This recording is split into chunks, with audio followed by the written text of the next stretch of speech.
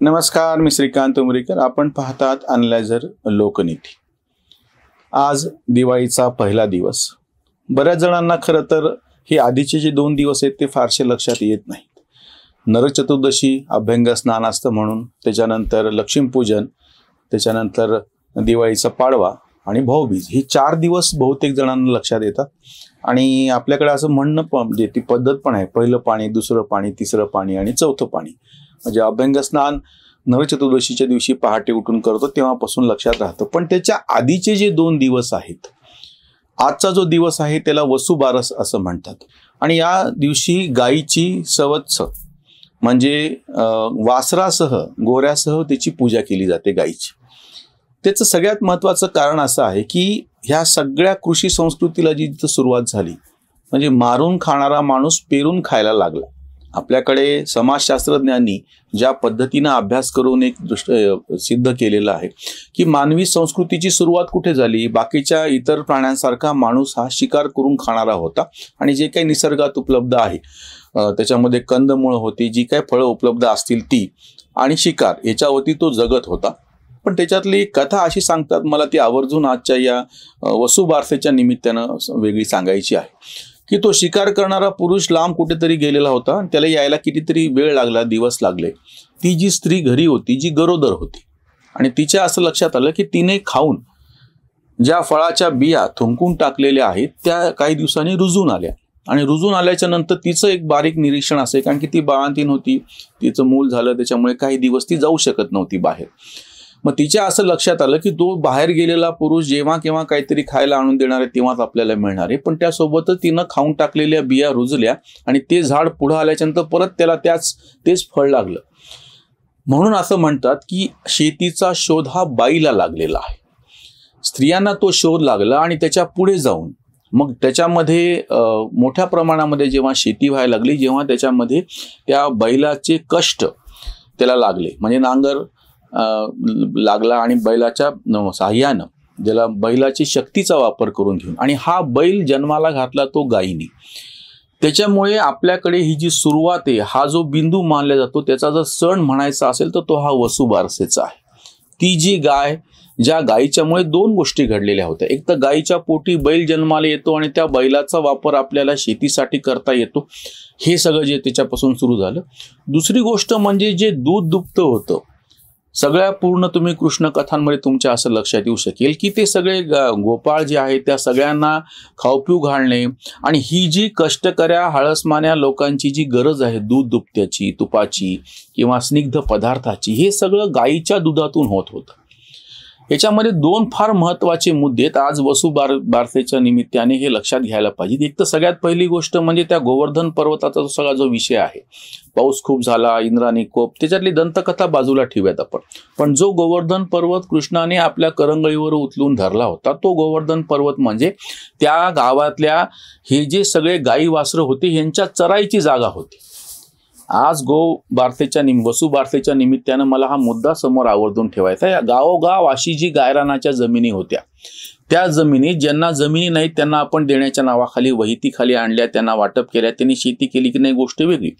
पण त्याच्यातून सगळ्यात मोठा तोटा काय झाला असेल तर गावच्या जनावरांना हक्काची चरायची जी जागा होती ती संपून गेली.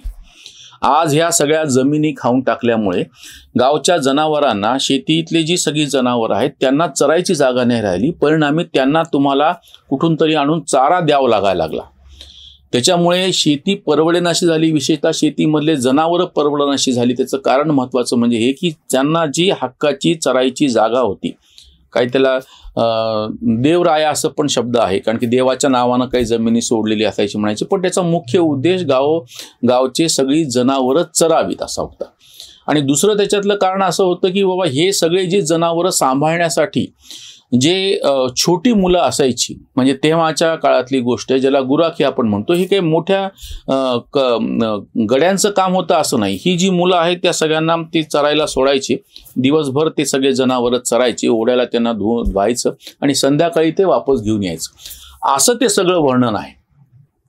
ह्या काळामध्ये त्याच्यामुळे हा जो सण आहे गायगोऱ्याची बारस ज्याला म्हणतात, त्या वासरासह त्या गायीची पूजा केली जाते. तो जो गुराखी आहे तो गुराखी ते सगळे जनावरं राखतो आहे आणि त्याच्यामुळे तुम्हाला शेती शक्य होतीये. कारण की एक तर तो बैल मिळतो आहे, दुसरी गोष्ट म्हणजे या गायीमुळे जे दूध दुभतं घरामध्ये जी समृद्धी येते असं म्हणतात. विशेषतः लहान लेकरांना किंवा जी वाढीला लागलेली लेकरं असतात त्यांच्यासाठी जे दूध दुभतं पाहिजे आहे ते मुद्दामून विकत आणणं शक्य नाही.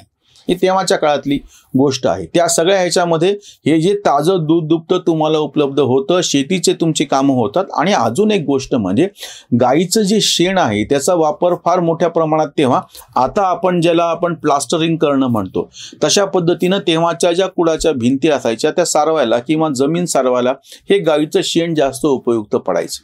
म्हणजे ती व्यवस्था कशी होती, पत्राळीवरती जेवायचं किंवा तुम्ही पळसाच्या पानावरच्या पत्रावळ्या करायच्या किंवा केळीची पानं असायची, हे सगळं परत पुन्हा जनावरांना खायला दिलेलं असायचं. म्हणजे ती सगळी इकोसिस्टीम होती अशा पद्धतीनं रचलेली होती. किंवा इतकंच नाही, गाईच्या शेणाच्या ज्या गोवऱ्या असायच्या त्या चुलीमध्ये जाळल्याच्या नंतर ती जी राखुंडी उरायची तीही राख भांडे घासायला कामाला यायची किंवा अगदी दात घासायला सुद्धा वापर करायची. म्हणजे त्या सगळ्या एका ती जे चक्र होतं सगळं सृष्टीचं त्याच्यामधला एक सगळ्यात महत्वाचा घटक ही गाय आणि तिचं वासरू होतं.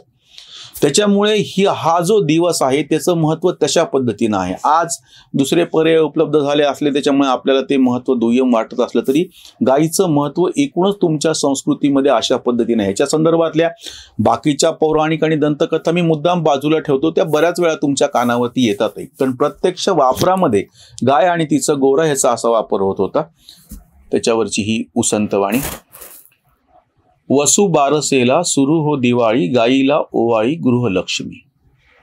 गाईच्या पायाने घरा ये समृद्धी, सर्व सुख वृद्धी गाईमुळे. गोमातेने दिले अमृत गोरस, बैल तो सरस शेतीसाठी. वासराच्या संगे करू तिची पूजा, तेज येई ओजा घरादार. गोठ्यात घुमता गाईचा हंबर, नाचते अंबर आनंदाने. दूध दुभत्याने भरलेले माठ, सुख काठोकाठ कुटुंबात. गाई संगे खेळू बनूनिया कान्हा, गाई संगे खेळू बनूनिया कान्हा, फुटे तिला पाना कांत म्हणे, फुटे तिला पाना कांत म्हणे.